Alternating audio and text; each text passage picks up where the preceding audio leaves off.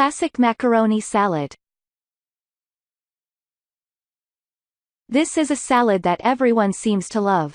I always get lots of compliments on this recipe, and it is just a pleasing taste that seems to suit everyone.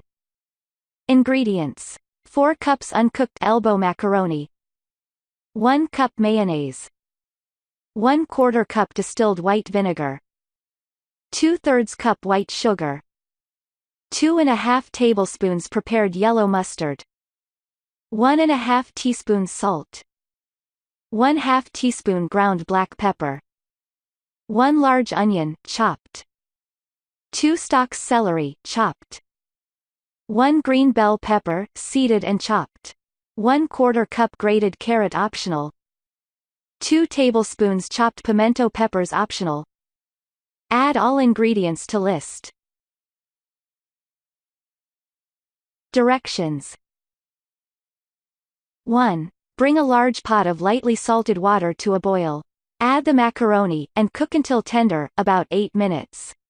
Rinse under cold water and drain. 2. In a large bowl, mix together the mayonnaise, vinegar, sugar, mustard, salt and pepper.